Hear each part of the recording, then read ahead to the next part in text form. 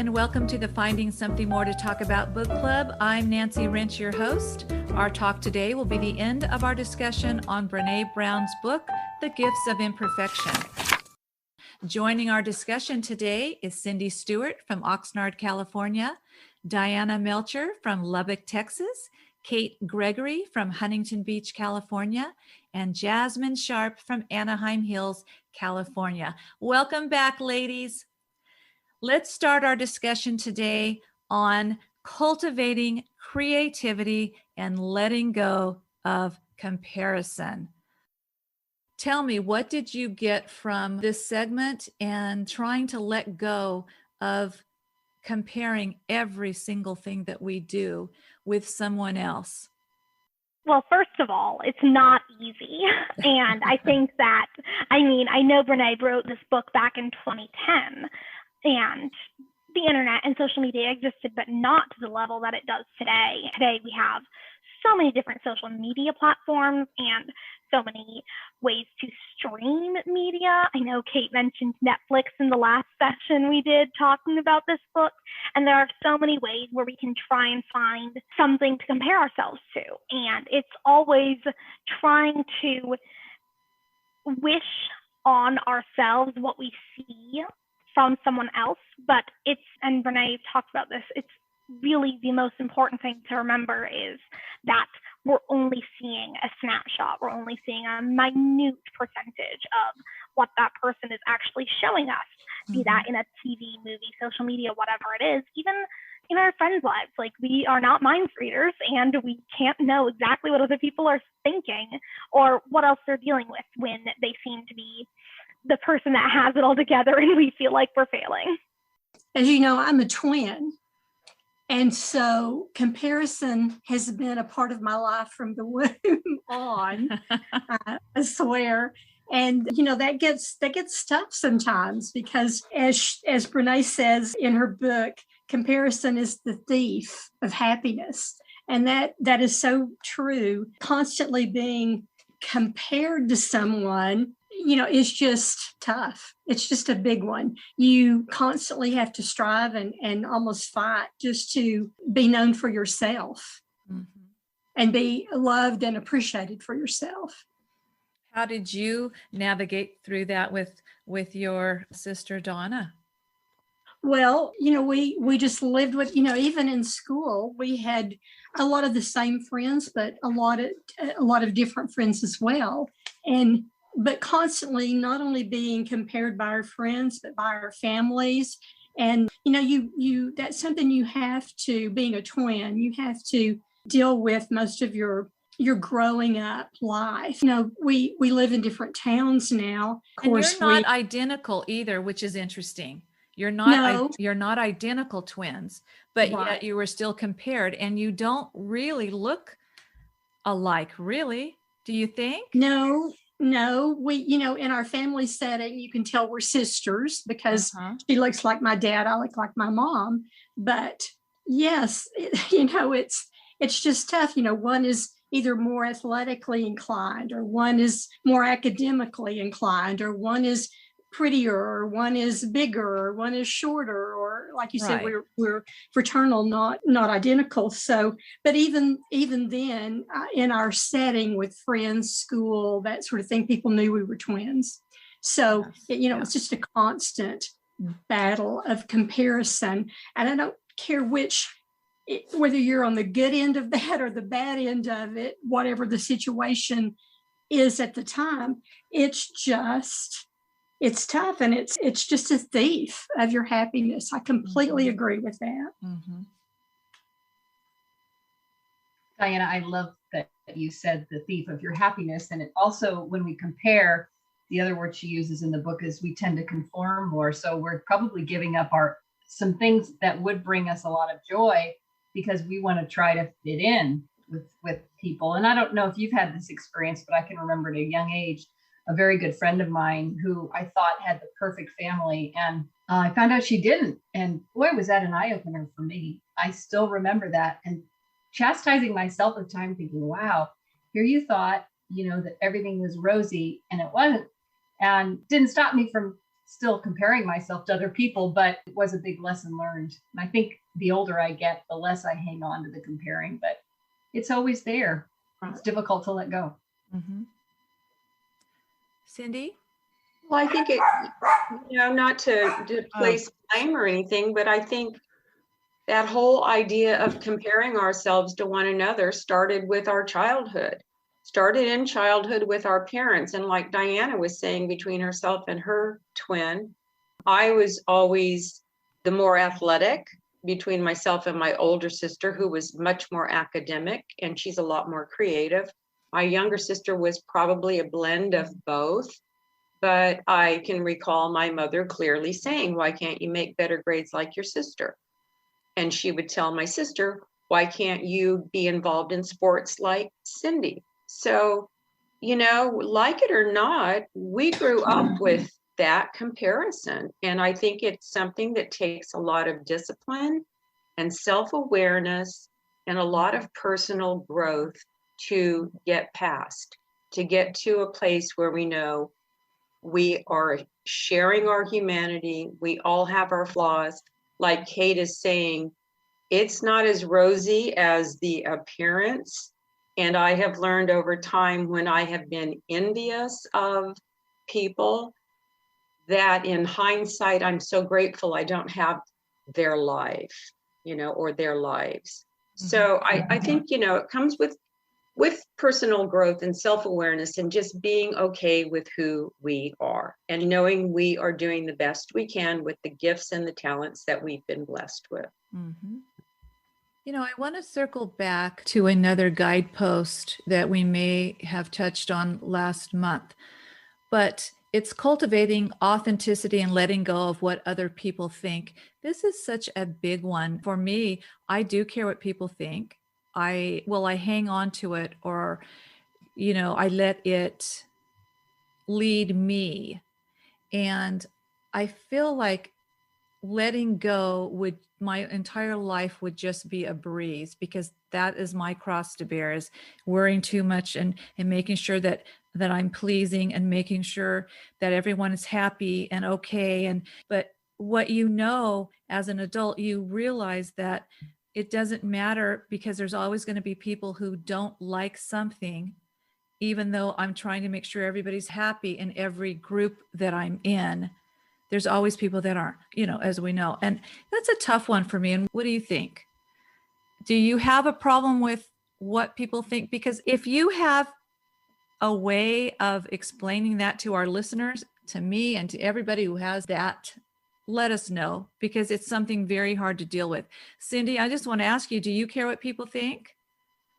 Not nearly as much as I used to. And I think that it comes from practicing, the knowledge that I could enter a room where there are 100 other people, and there will be 100 different opinions of me, 100 different first impressions of Cindy and who she is. And none of them may be true. I think the most important thing is to just be authentic and true to ourselves and who we actually are. Yeah. And if you're in touch with somebody doesn't like the way I dress or look, that's okay. That's just one opinion. Right. And it doesn't change who I am. Correct. I think the most important thing to realize and remember is someone else's opinion has no bearing on who you are, your truth, and your authenticity and your life. I was just going to say, Cindy, that's very helpful. I definitely am a person who also wants everybody to like me. I want to please everybody. I want to keep everybody happy. And I have learned that that's very detrimental to my emotional health. So I can recognize it now, and it doesn't bother me so much anymore.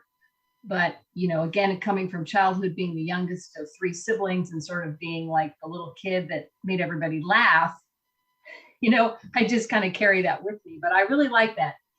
Just look at the group and say, that's just one person's opinion, and it doesn't affect who I am. So thank you. That was really good.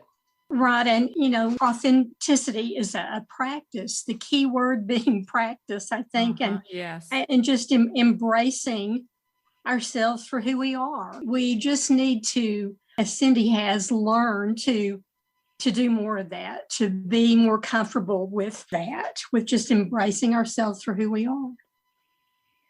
I think that ties really well into what we were just talking about with comparison, in finding who you are and not trying to mirror or imitate other people based on what you see on social media, based on who you think another person is, and instead focusing on building an identity. I mean, absolutely learn from the people around you, obviously, and take traits from other people that are inspiring to you, but find who you are and be happy with who you are. And this is a lesson I'm still learning myself, but trying to be happy in who I am and not trying to be like my quote unquote most successful friend.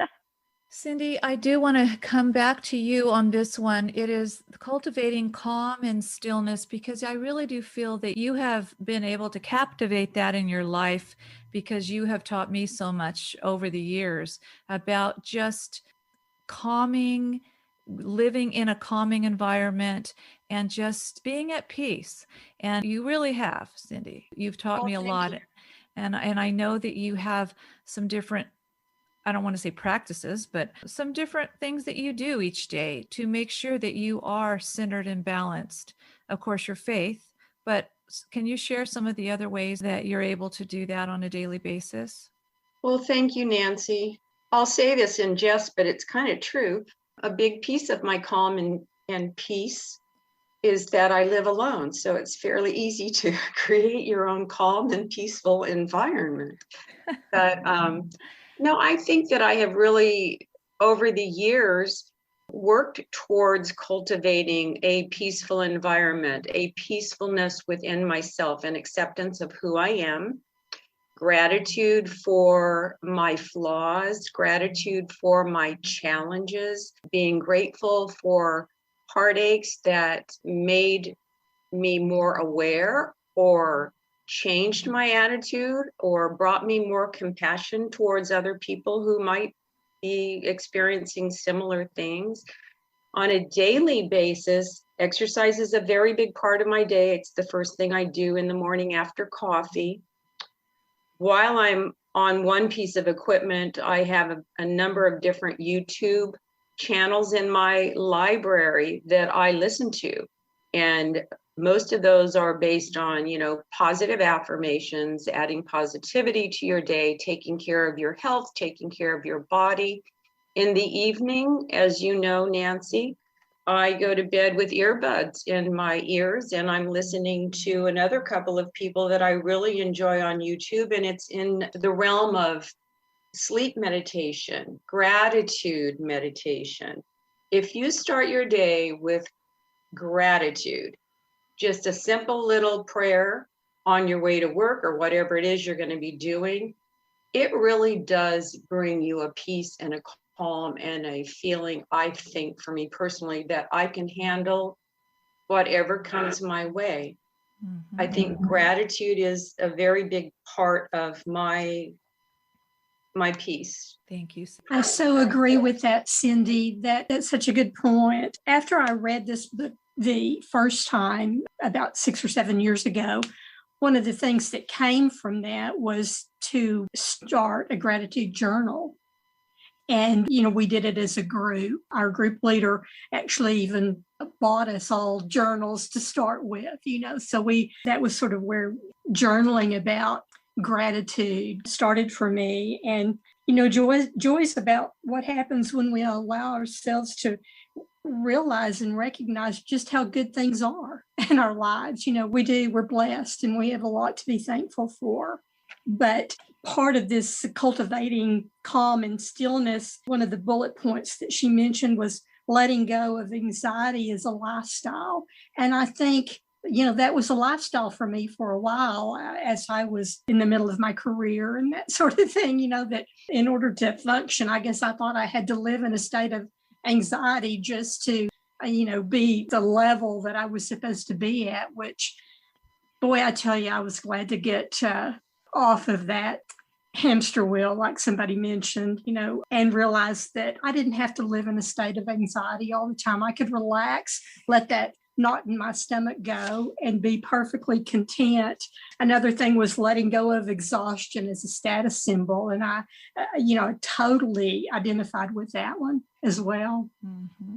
I identified with that one too, Diana. That one hit me hard because I always used to think like I do so much and I'm exhausted because I'm so high achieving, and I counted my exhaustion as a symbol of my success, and it not only isn't, but it was harmful to my success and my health. And I think that this goes back to both what you were saying, Diana, and what you were saying, Cindy, about finding gratefulness, and what Brene is saying about living a wholehearted lifestyle and being true to who you are and being happy with who you are. And one of the biggest reminders, and I actually have it on a sign on my wall, is that my success and my identity is from who I am, not what I do.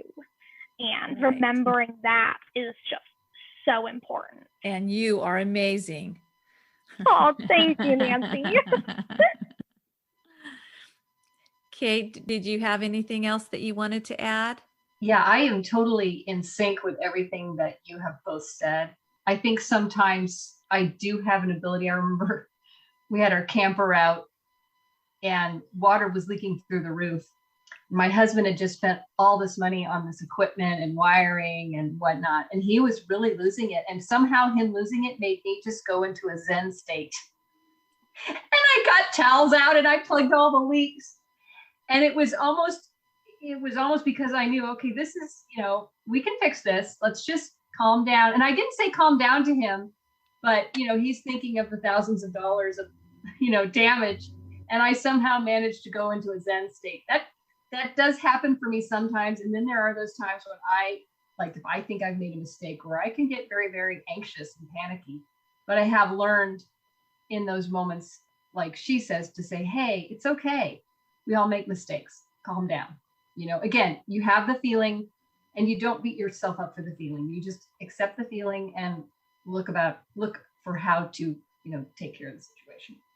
You're so right, Kate, about us all making mistakes. One of the things that Brene said that really stood out to me as well was her talking about perfectionism and remembering that we're all human and we all have flaws. And even though with comparison on social media, we may think someone else is perfect, just like you were saying earlier with your friend, Kate, like someone else may look perfect to us, but we don't see the full story. So we shouldn't hold ourselves to a standard that is unrealistic, because we're all human and are all flawed. And if anyone has figured out the secret to never making a mistake, I would love a dose of that. Well, I'm going to tell you, on that note, we're going to have to end this wonderful discussion. I do have something that I want to just read to our listeners to sort of complete this book. This is from Brene Brown, and she says, wholehearted living is about engaging in our lives from a place of worthiness. It means cultivating the courage, compassion, and connection to wake up in the morning and think, no matter what gets done and how much is left undone, I am enough. Thank you for joining us today. And remember, there's always something more to read about.